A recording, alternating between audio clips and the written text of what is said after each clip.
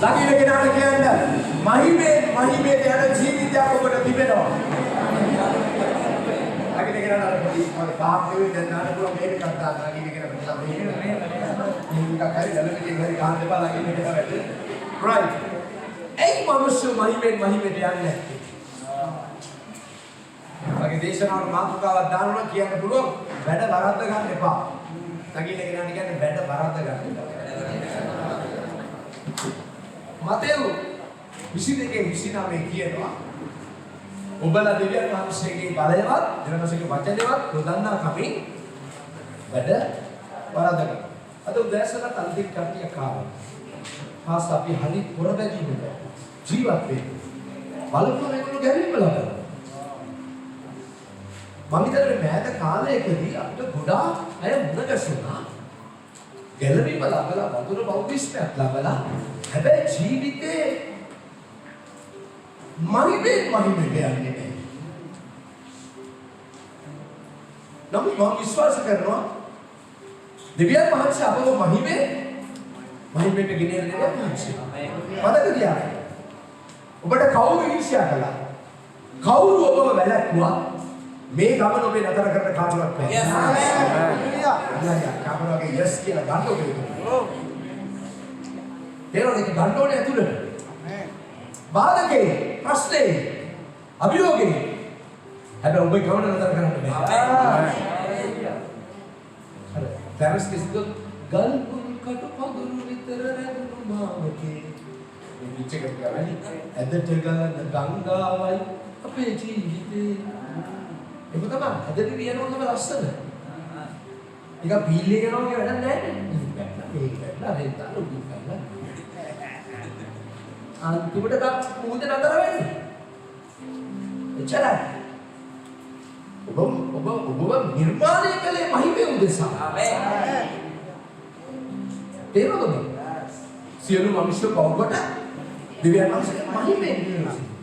අපි ගියේ ඉරිදා සමරේ මොකක්ද? පළමු මහිමේට අපි නැවත ගෙනාවා. ආමේන්. ඒක සතුටුද නැද්ද?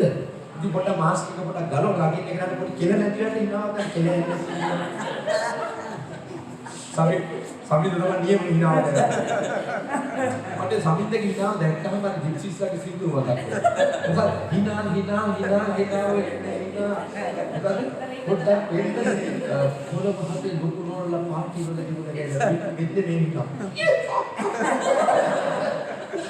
ලොකු පද ප්‍රොෆෙසර්ලා සමිඳ දෙවි ප්‍රොෆෙසර් ඉන්නවා. කොහොමද කවද්ද ඔබ හිනාදලා ඉන්නේ හරි හොඳයි. මේ ඇත්තටම අපි ඊයේ කතා කළා මේ මිනිස්සුගේ මූණ වල හිනාව හරි අඩුයි අද සමාජයේ. විදිබේ කාලා වගේ. කොයි වෙලේ පුපුරයිද දන්නේ. බලන්න ඇක්සිඩන්ට් එකක් පොඩ්ඩක් යන්තම් මේ දෙකක් එකක් ඇතිල්ලුකොත් මරාලක් වුණා. ජීවිතය වෙන්න ඕනේ. නිකන් චුට්ටක් වාහනේ ගන්න නේද? පොඩ්ඩක් ඇතිල්ලක අනයි. මේ යකඩ ගොඩවල්නේ අද ඇත්තට මේ ප්‍රීතිය කෝ අද දැන් අර ඉතාලියේ නම් මම දන්නේ ගොඩක් හොඳයි හම්බෙන ඔක්කොටම කියනවා චාවෝ ළඟින් කෙනාට කියන්නේ චාවෝ කියන්නේ අර සිග්නල් තියෙන චාවෝ මල්ලි කියන්නේ ඒ කියන්නේ ඕන කෙනෙකුට ඒගොල්ලෝ චාවෝ කියලා අඳුරන්න ඕනේ දැන් බලන්න මේ නැන්දා බාප්පයි පොල්ලන මොන දිහා බලන්නේ හරි පුදුම සමාජයක් අපි මේක වෙනස් කරන්න ආමේන් මේ නවතවතාවක් ඔබ මාස්ක් එක පොඩි හිනාවක් දාන්න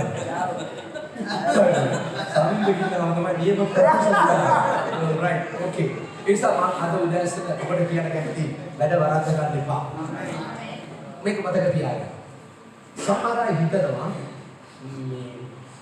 අපිට වැඩ දැනුණා මගේ මොකක් හරි පාපයක් කියලා. සමහර අය හිතෙන්න පුළුවන් මම ඊයේ කිව්වා මේ මගේ මොකක් හරි මේ පාපයක් ඇති එකයි මට මේ දෙන්නේ. සමහර කිතුණු ස්වභාවය ඇතේ විතරක්. ඔයාලගේ පාපේ හින්දා ඔය පිළිකා මං හිතන්නේ අපේ පාපෙට දඬුවම් කරන්න ගත්තොත් මෙතන කෙලින්ම කැන්සර් හොස්පිටල් එක වෙනවා. හරිද? අනුග්‍රහය තමයි අපේ පුදුමකේ.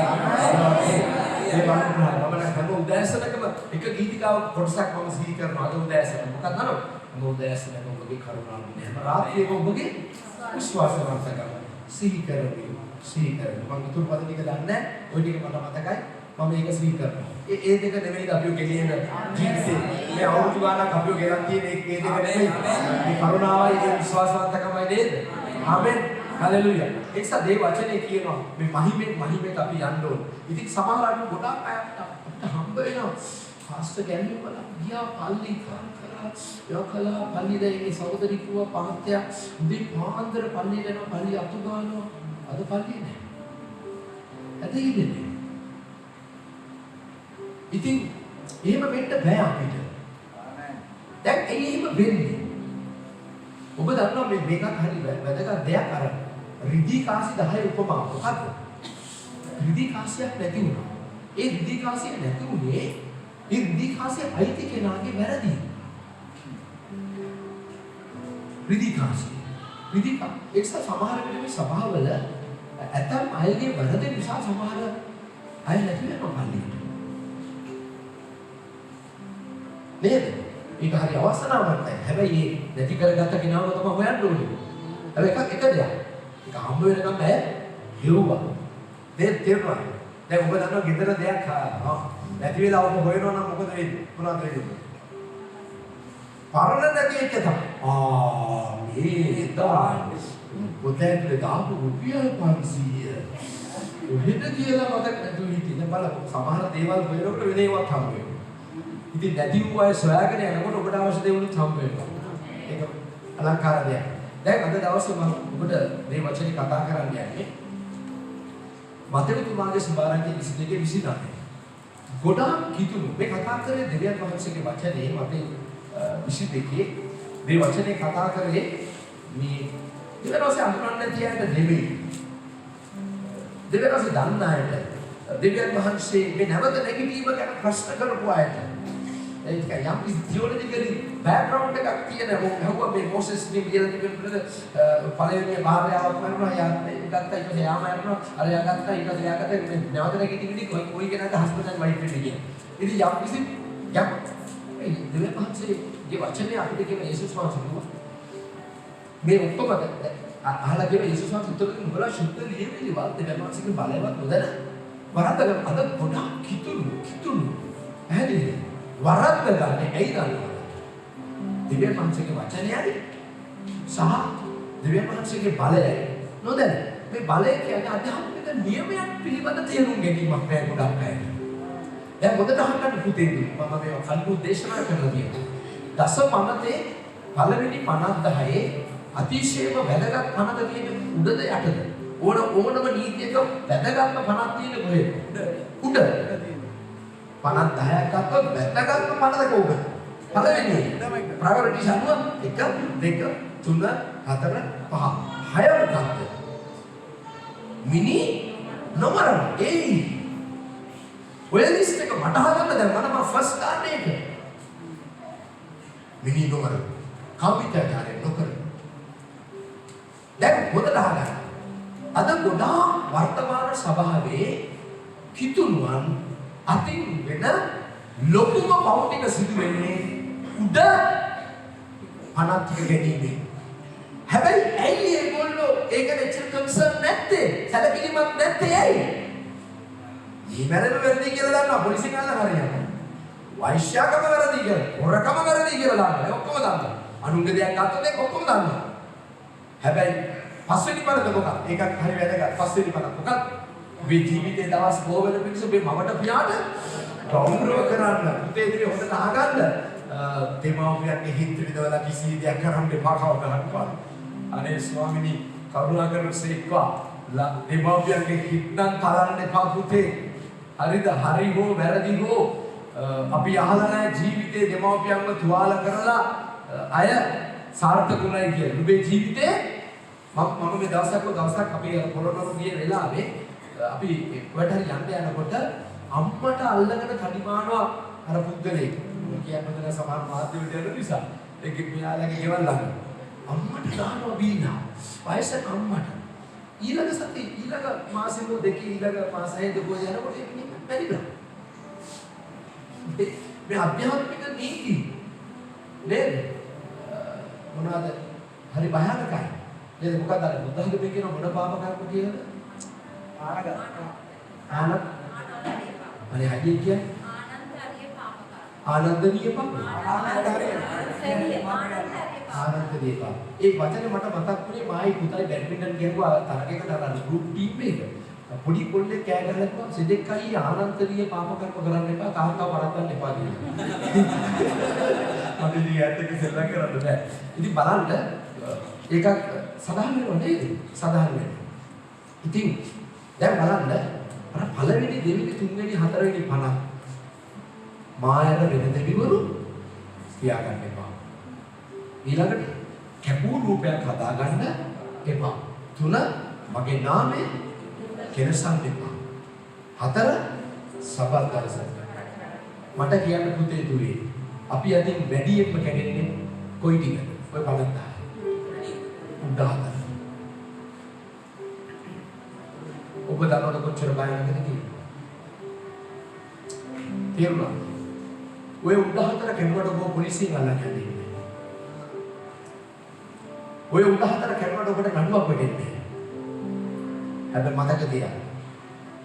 අධ්‍යාත්මික නීති හොඳින් ඔබ ග්‍රහණය කරගත්තොත් ඔබගේ ගමන කවදාවත් වරදින්නේ නැහැ. ඒ නිසා මගේ ප්‍රාර්ථනාවක්, මගේ දේශනාවක්, මගේ යාඥාවක් කවදාවත් ඔබ වරද්ද ගන්න එක නෑ කියන්නේ. right? මම අභ්‍යාසන දේවේදී කිව්වා. ඔබ මිනිහ මරලා ඉන්න මම ඔයාව බදා ගන්නවා. මිනිමැරි මනුමත කරන්නේ නැහැ මම නෙවෙයි මේ ගැරේම ලබපු නැති මිනිසුන් මිනිමැරි මම කරන්නේ නැහැ. ඔය යට පව් ටික පව් කියලා ඔබ දන්නේ ගැලීම ලැබුවට පස්සේ. නෑ. ඔබ ගැලීම ලබන්නත් කලින් දෙමෝපියන්ට කරන පාපයි කාමිත්‍යාචාරය මිනිමැරිම සොරකම ඔබ පව් කියලා ඔබ දන්නවනේ. අපි මේ කුඩු ගහන කාලේ අපි වැරදි වැඩ කළා කුඩු නිසා. හැබැයි අපි දුක් වුණා. අපි ඒ කුඩු කාගෙන් දෙයක් කඩා වඩාගෙන ඇවිල්ලා අපි කුඩු පැකට් එක දිගෑරලා බොනකොට අපි කතා කළා. මගේ භාෂාවෙන් කියනකොට මොකද්ද මචං අපේ මේ ජීවිතේ? එතකොට සමහර ආහාරේ ළමයිගේ දේවල් පැහැර ගත්තාම ඒ මොනවද තාම මතකයි. එක දවසක් ඒ ගෑනු ළමයි දෙන්නේ අපි පීයක් කරගෙන පාරට පැනපුවාම ඒ එක ළමයි මෙහෙම කලන්ත දාලා හිටියා. අනිත් ළමයා දුවනවා ආයි මාළකට එනවා. දුවනවා මාළකට එනවා. නිකන් අර මේ වියවුල් වෙලා. ඉතින් අපි ගෙදර ඇවිල්ලා අර බුදු බොන ගමන් මොකක්ද මම අපේ කර්ම ජීවිතේ අපිට නංගිලා නැද්ද? අපිට අක්කන නැද්ද? ඇයි අපි මේවා කරන්නේ? කරන්න දෙයක් නැහැ. සමහර අය පොකට් ගෙවනවා. ඉතින් මොකද්ද මම අපි කරන්නේ මේක අයිතිකාරය කොච්චර මම කියවට කියන්නේ අයිතිකාරය කොච්චර දුක් විඳලා. ඒක තව එක ඉතින් කිව්වොත් සල්ලි හම්බ කරන්න මදි මම ඉතින් පරිසම් කරගෙන ඉතින් ඒවා පව් කියලා අපි දන්නවා.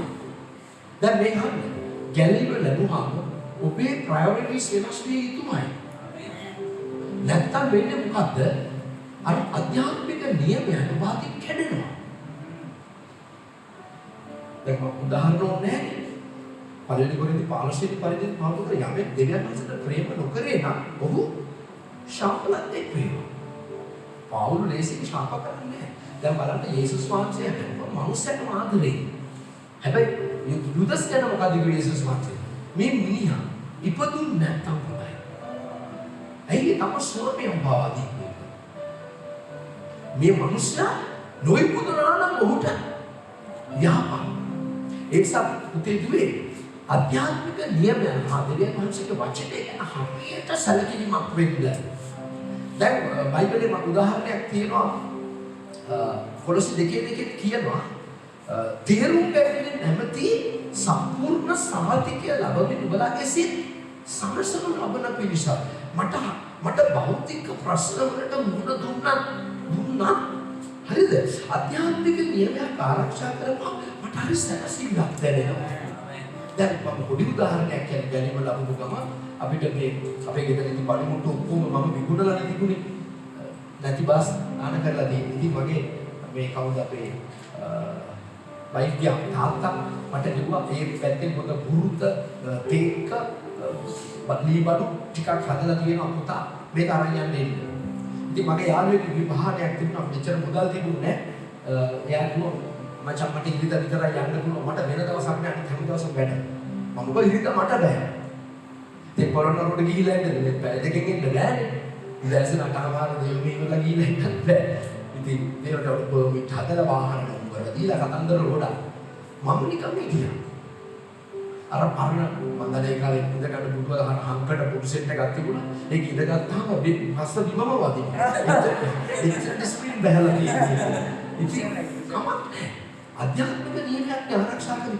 ඒ සමාදාන වෙන ටික දවසක් යනකොට බඩු ටික ගෙදරට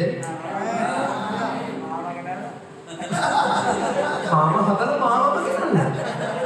පොඩ්ඩක් මේවා ගැන සැලකිලිමත් වෙන්න. තේරෙනවද? දැන් මම කියන අපි කවදාකවත් අවුරුදු 32ක් ඉරිදා දෙවුනේ අතහැරලා නැහැ. ඒතකොට අපේ නැන්දලා අජරාමර නැත්තද? මාමලා අජරාමර නැද්ද? ආචින තරම තාරම් ගහේ ජීවනයේ මුක්සේ කාම කට්ටියද අපේ නැහැ.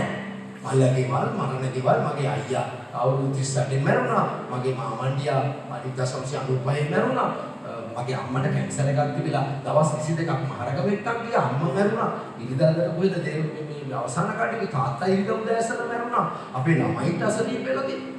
හැබැයි කවදාවත් ඉරිදා දවස කිසි දවසක අපි බයකට නෙමෙයි.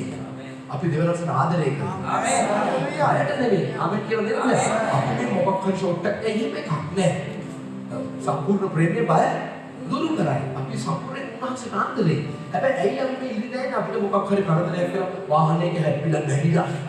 වැටේ ඉරිදා බලන්න නෑ. එහෙම එකක් වෙන්නේ නෑ. එහෙම එකක් නෑ. අපි ආදරේ උන්වහන්සේ. අපදාපත් කැපූ රූපයක් ජීවිතේ හරිද? අදත් විශ්වාස කරන්න අපේ ළමයි කිව්වොත් දෙවියන් වහන්සේ අතාරින්න අපි යනවා ගෙදරට මම ඵලයල්ලා දෙනවා. හරිද? නෑදෑයෙකුට උඹලා ඵලයල්ලා බල එකෙක් එපා. අපි එහෙමයි තීරණය ගන්න. මම හිතනවා ඔබත් එහෙම වෙන්න ඕනේ. එලා ඇති. හැබැයි අපිට කවුරුත් නෑ නැති වෙලක් නෑ මේ සිස්ටම් එක. අපිට සමහර මොකද දෙයක් එදා අපේ සේවක රැස්වීම විදාකට මගේ හිතට එක වැදුනා. එයා කිව්වා පාස්ටර් මායි අක්කයි ගැලෙන්න දැක්කොත් පස්සේ අපේ මුළු පවුලම ගැලෙන්න නොලබු කොහෙත් බ්ලෙස් වුණා. හරි සිස්ටම් එක. ඒ කියන්නේ මාලාගේ අයියලා මන්දිර හරි අක්කලා හරි බලන්නකො එක මිනිස්සෙක් මෙතනට ඇතුළට ආවා. හැබැයි අපි ගොඩක් වෙලාවට ගැළවීම ලබලා අධ්‍යාත්මික නියමයන් තේරුම් නොගැනීම කරන කොටගෙන අපි යනගන්න ආයි අර අතහැරපු දේවල් ආයි ඇවිල්ලා ආයි ණය ඇවිල්ලා ආයි අර විවේචන ඇවිල්ලා ආයි අර ප්‍රශ්න ඇවිල්ලා ආයි අර ලෙඩ ආපහු එදිලා ගැළවීම ලබනකොට නැති වෙච්ච පොතේම වෙන ආයි කියන්නේ ගැළවීම ලබනකොට ආපහු ණය ප්‍රශ්න ඉවරගෙන වෙන ආයි ණය වෙනවා සමහර හැබැයි නේද මේ ළඟදී කෙනෙක් මට කතා කරලා පල්ලියක කෙනෙක් සහෝදරියක් පාස්ටර් මගේ නම අහන්න බා මම කියන්නේ විස්තරේ පාස්ටර් මගේ මහත්තයා ගීතිකා කණ්ඩායමේ ඕගනිස්ට් කෙනෙක් පල්ලියක මම පල්ලියවත් ඇහුවේ නෑ එයා කුඩු කියන්නේ මොනවද ටැබ්ලට් වගේක් ගහනවා ගීතිකා කණ්ඩායමේ ඉන්නවා මම බලන්න මේ නැති වෙච්ච ආයි ඇවිල්ලා වක්‍ර වාකාර ද මහිමෙන් මේ යන්නේ මම විශ්වාස කරනවා ඔබ හැම පැත්තෙම ඊළඟ මහිමෙට යන්න ඕන. ඒක මොකකින් අහගන්න. අධ්‍යාත්මික නෙමෙයි. මොකකින් අහගන්න පුතා. රයිට්? මම විශ්වාස කරන දේ මේකයි. මිනි මරණයට වඩා භයානක පාපයක් ඔබේ ධර්ම නොහැදිලිවන්ත කෙනෙක් එක්ක සම්බන්ධයක් පටන් ගන්න. ඉඩ දෙන්න එපා. මිනි මැරීමට වඩා භයානකයි. ඒක ගන්න ඔබට. රයිට්?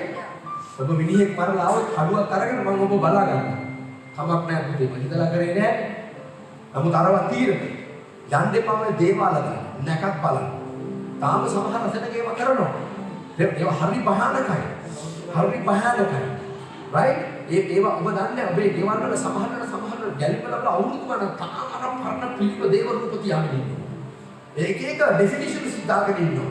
දැන් මේ අම්මා තාත්තා අපිට මම ගැලිපල ගුවම ඔක්කොම මම අයින් කළා පස්සේ යම කාටවත් හානි වෙන්න කුඩු කරලා විනාශ කරේ නෑ. ඒක කරන්න හොඳ නෑ. ඒක කාගේ හරි භක්තියක් අපි ඒකට කෙලසන්න හොඳ නෑ. ඉතින් මගේ අම්මා ඇවිල්ලා කිව්වා මේක දැන් ඔයාට ඕනේ මම කන්නේ මට එපා. අම්මා රජා. අම්මා හිතුවා එදා මේ දේව රූපය අරගෙන යනකොට මගේ ජීවිතේ ඉවරයි කියලා. මම දන්නවා. ආමේන්. ආධ්‍යාත්මික නියමයන් ගැන ඔබ හොඳින් සැලකිලිමත් වෙන්න පුතා. දැන් අර භෞතික නියමයන් ගැන ඔබ සැලකිලිමත් වෙන්න කියලා මම ඔබට කියන්න ඕනේ නෑනේ. මිනි මැරීම හොරකම කාමීත්‍යාචාරය පව් කියලා ඒවා තියෙන ආණ්ඩුක්‍රම ව්‍යවස්ථාවෙත් එක්ක. නමුත් මේ අපිට තියෙනවා අධ්‍යාත්මික ව්‍යවස්ථාවක්. අපිව මහිමෙන් ගෙනියන්නේ. ආමේන් කියලා කියනවා. දැන් පළවෙනි සාමුවෙල් 13 කියන පරිච්ඡේදයේ සාවුල් රජතුමාගේ ජීවිතයේ අධ්‍යාත්ම වැඩ වරද්ද ගත්ත හැටි මම ඔබට පෙන්නන්න දෙන්නම්. ඔහුව දෙවියන් වහන්සේ පුදුම ලෙස තෝරාගත්තා. කැදෙව්වා. ප්‍රශ්නයක් අභියෝගයක් නිසා ඔහු බලාපොරොත්තු නොවුණු ආශිර්වාදයක් ඔහුට ලැබුණා. ඒ නිසා මම අද උදෑසන ඔබට කියන්න කැමතියි. ඔබ බලාපොරොත්තු වෙන වඩා ජීවිතයක් ඔබට තියෙනවා. ඒක නිසා ඔබට හිතනවට වඩා හොඳ ජීවිතයක් උන්වහන්සේ දෙන්න යනවා. right. දැන් හැබැයි දෙවියන් වහන්සේ උන්ට කතා කරලා කිව්වා ඊශ්‍රායලී ආසාවෙන සියල්ල මම මේ පදයට හරි ආසයි. මම බයිබලේ අන්ඩර්ලයින් කරලා තියෙනවා. ඊශ්‍රායලී ආසාවෙන සියල්ල ඔබට ඔබේ ප්‍රිය වංශයට සාවුල්. ආමේන්. ඒක ඔබට ආමේන් කියලා කියා ගන්න පුළුවන්. මේ රටේ ආසාවෙන සියල්ල මටයි මගේ වංශයටයි. මටයි මගේ වංශයටයි. මගේ දරුවන්ටයි. ආමේන්. එමෙනි සලා. මේ වංශය මොකද වෙන්නේ? යුද්ධයක් හටගත්තා. බයිබලයේ කියනවා රත 30000 අසරුවන් 6000 සහ වැලි වගේ හමුදාවක් ෆයිට් එකට ආවා. හැබැයි සාමුවෙල්ට කියලා තිබුණා මම එනතේ පූජාව කරන්න එපා. මම ගිල්ගාල් වලට එනවා මම එනතේ පූජාව කරන්න එපා. ඉතින් අපිට පේනවා පළවෙනි සාමුවෙල් පොතේ කියනවා 13 වෙනි පදය පළවෙනි සාමුවෙල් 13 කියනවා කාලයත් එක්ක තමයි අපි ලොකු ෆයිට් එකක් කරන්නේ. ඔව් සාමුවෙල් විසින් නියම කර තිබුණු අටවෙනි පදේ සමාවෙන්.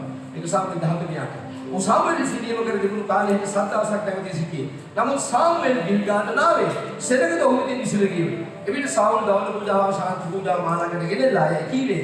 උදවන පූජාව ඔප්පු කරේ. උදවන පූජාව ඔප්පු කර තීන්දුව හැටියට සාමුවෙල් ආයේ. සාමුවෙල් උන්ට ආචාර්යකට පිස්ස ඔහුගේ පෙරවකට ගියේ සාමුවෙල් නුඹක් කලේ එසියේ. සාමුල් කතා කර සෙනග මාගෙන් විසිර යන බවත් නියම කර දවස් ඇතුළතදී ඔබ නා බව පිළිසුරුන් මික්මාෂී රැස්වල බව දුටුගනි මම කතා කරා අයියෝ මොන හොඳ රාගයක් මාදියා බලන්න ඊටම සාධාරණයි ඔබ වෙලාවට පිළිසුරු විශාල හමුදා සෙනගත් මාමදාලය ප්‍රෙෂර් එක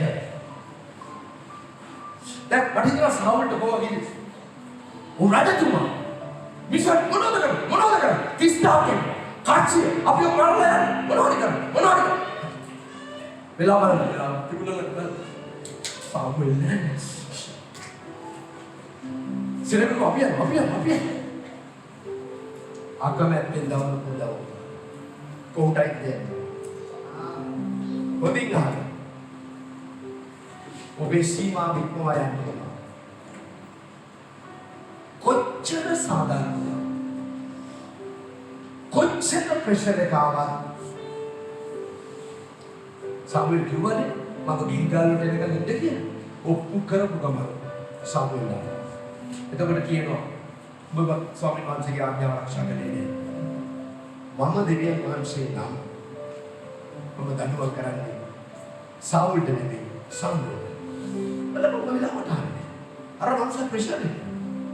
යුද්ධේ මේ සෙනග දාලා වෙන මොනවා කරන්නේ? ඔබට තේරෙනවා ආත්මික අධ්‍යාත්මික නියම වෙනස් කියලා. පුතා මේක අහගන්න. මේක ටිකක් අමුතු ගමනක්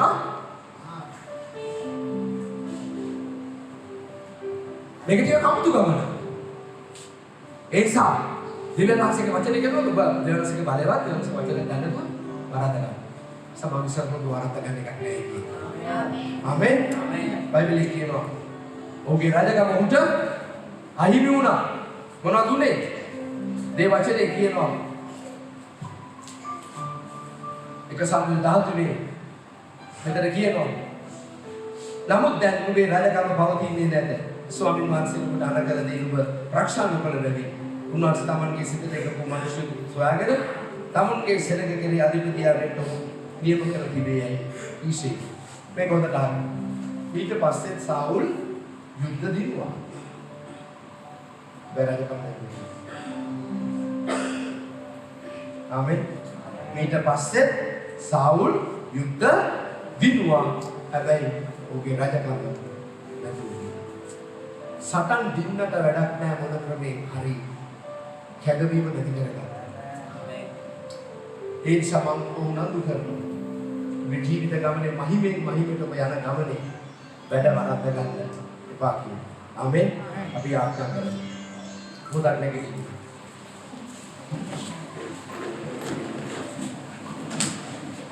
Bertosoan. Berbian. ඔබවහන්සේ කිව්වොත් වහන්සේ වචනේවත් බලයවත් උදන වරද්ද ගන්නවා. ස්වාමිනී මේ දැසුන මම යාඥා කරනවා. තේරුම් ගැනීමේ සම්පූර්ණ සහතිකය ඇතුව ජීවත් වෙන්න අපිට උදව් කරන්න. ආධ්‍යාත්මික නියමයන් ගැන මන අවබෝධයක් ඇතුව මේ ජීවිතේ ගමන් කරන්න උපකාර කරනවා. ඒ නිසා ඔබ වහන්සේගේ දෑත් අපි බාර වෙන්න. ඔබ වහන්සේ අපව මහිමෙන් මහිමෙට ගෙන යන නිසා ස්තුති කරනවා. යේසුස් වහන්සේගේ නාමයෙන්.